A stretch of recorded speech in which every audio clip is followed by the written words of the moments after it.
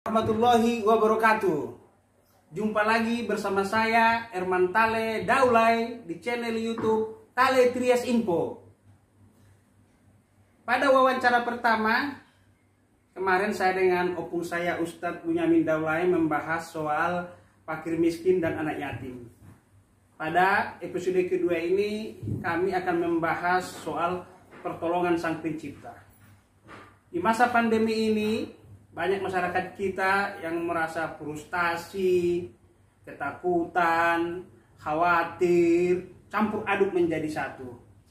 Pung, di situasi seperti itu, siraman rohani seperti apa yang bisa Pung sampaikan agar masyarakat kita tetap percaya diri, optimis menatap masa depan, Pung?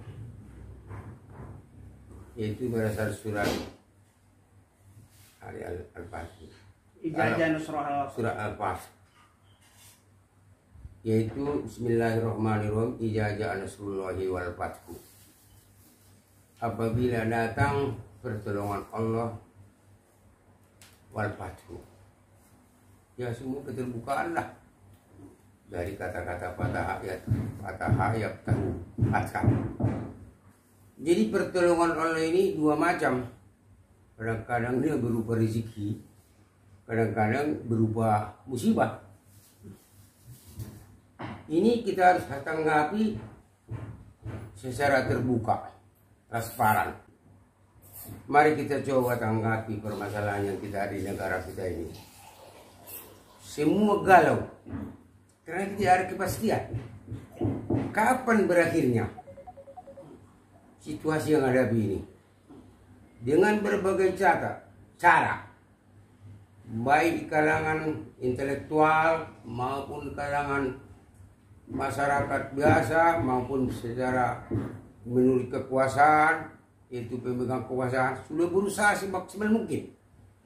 Mari kita berpegang kepada surat tadi yang sebut Ijazah Nasrullahi wal Fathu. Apabila datang pertolongan Allah itu, kita harus tanggapi secara terbuka. Artinya lawan keterbukaan adalah tertutup. Semua harus terbuka.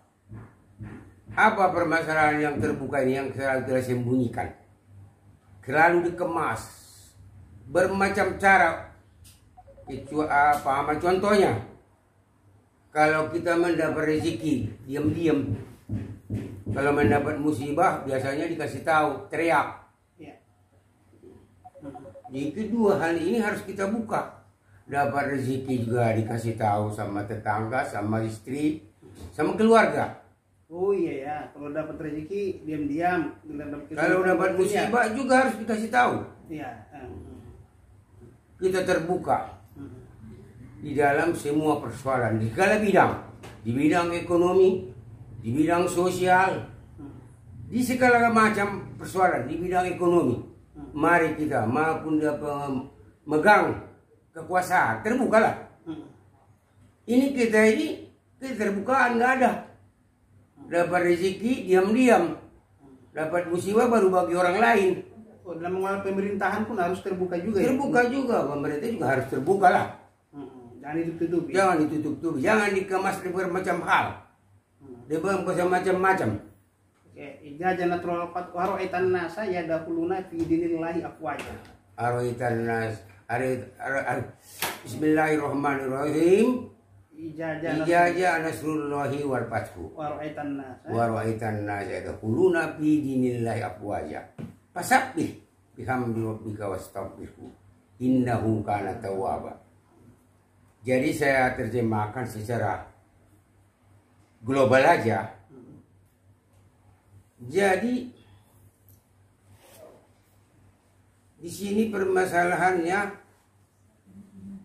kita harus waspada dari semua fasabbih bihamdi rabbika wastaghfirhu innahu kana tawwaba. Dalam menanggapi dua persoalan tadi harus kita tetap berbahasa, artinya bertasbih, mengingat Allah dalam keadaan dapat rezeki maupun dalam menghadapi musibah. Kita bergandeng tangan. Jangan timpang. Bila dapat rezeki, 76 tahun kita merdeka, rezeki ini gak tahu kemana. Oh, sumber daya alam itu nggak tahu kemana Sumber aja. daya alam nggak tahu kemana. Iya, ditutupi. Giliran ada musibah rakyat disuruh. Baru di musibah, kita dia mendapat musibah, rakyat ini yang kami rakyat ini diajak untuk berpartisipasi.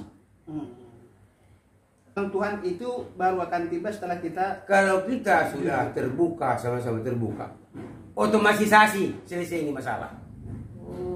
Otomatisasi. Kenapa? Buka aja masalah. Itu pun kalau ada juga dalam ajaran agama diajarkan, habis kesulitan pasti ada kemudahan. Itu bagaimana, Pak? Jadi kita ini dalam ini selalu bergelombang. Kadang-kadang seperti naik gunung lah. Kadang-kadang kita menurun. Kadang mendaki. Itu dia apa namanya, dia namanya hidup tidak wajar lah itu. Dari susah senang. Dari anak petani jadi pejabat, biasa itu. Jadi yang sulit ini pejabat jadi petani langsung. Ini kaget kita kalau gitu. Jadi hal-hal yang demikian ini kita harus percaya dan yakin kepada Allah. Sering mengatakan bahwa sering dikatakan guru-guru kita juga sudah sering menyampaikan, itu di atas kesulitan itu timbul kemudahan. Iya. Itu ayat juga, ayat Quran ada, yaitu di surat Alam Nasroh, apa ayatnya itu? Ya, Nasroh ya. Setelah kesulitan pasti ada kemudahan. Inna ma'al usri yusro. Fa idza faraqta fansoba wa ila rabbika farghab. Semuanya kembalikan kepada Allah, pembimbing semua dari alam ini. Serahkan ke sana. Kita berusaha semaksimal mungkin dengan bermain cara misalnya begini, cuci tangan, jaga jarak, itu kan usaha wajar. Soal ini pun pertolongan gaib. Ada juga pun kadang dalam hitungan logika kita masalah ini nggak bisa kita selesaikan, tetapi kadang suka datang bantuan gaib ataupun keajaiban bahasa Indonesianya gitu. Itu seperti apa, Bung? Seperti perang Badar. Ini persoalan masalah gaib ini. Masalah gaib ini kan ada yang berpendapat yang abstrak. Sebenarnya gaib ini bukan abstrak, konkret kok. Berdasarkan soal Al-Baqarah ayat 2. Ayat 3 ya. Alif lam jalikal kitab Alif lam mim jalikal kitabu la raiba fihi. Alladzina yu'minuna bil ghaibi, mereka yang beriman kepada yang gaib. Ya termasuk nggak kelihatan mata, termasuk kepada Allah, kepada malaikat, pada kitab. Kitab ini kan ada, kalau malaikat nggak ada nggak? Gaib itu tapi nyata. Ada makhluk jin, itu juga ada. Kelihatan nggak bisa diraba, ada. Contohnya, pernah Rasulullah berkata, perang paling dahsyat selama hidup beliau adalah perang Badar. Kenapa? Oh, ini perang Khandaq, perang Uhud semua masih kecil. Ya. Paling dahsyat adalah perang Badar. Kenapa? Yang berlawanan langsung di situ adalah kaum Muhajirin dan Al-Ansor. Diseleksi betul siapa yang boleh ikut untuk menghadapi perang yang serangan kafir Quraisy dari Mekah. Oh, jadi yang 13 pasukan Rasulullah itu lewat seleksi ketat itu. Ketat. Nggak boleh yang ikut di luar daripada Ansor dari Al-Muhajirin. Muhajirin itu adalah keluarga Mekah. Yeah. Bapak milih semua itu, suari gak ada hubungan darah. Dan mereka sudah menanggapi Al-Quran itu secara konsekuen. Di mana kafir Quraisy juga menanggapi Quran. Tapi mereka menolak, tidak mau. Istilahnya paling gampang lah sering kita dengar dari guru. Mereka ada yang itu yang beriman Muhajirin Ansor, sami'na atokna. Kafir Quraisy sana, sami'na wa asaina. Oh, yang satu bilang kami dengar dan kami patuhi ya. Oh iya. Yang satu kami dengar dan kami tolak gitu. Itu sama punya ilmu. Iya. Jadi diseleksi betul. Begitu masuk ke medan perang Upung, Begitu masuk di perang Badar, wah, kecamuk luar biasa. pertempuran tidak berimbang. Kenapa? Jumlahnya secara personilnya kurang. 300 Lawan seribuan. lawan 1000. Perlengkapan tidak berimbang. Pasukan Quraisy semuanya pakai Perisai. perisai pakai pakaian besi. Tahan pedang gitu. Pedang juga nggak mempan, tombak juga nggak mempan, panah nggak mempan. Sementara pasangan Rasulullah Pada Rasulullah seadanya. Pada suatu pertempuran, bertempur sengit, ya akhirnya kalang kabut.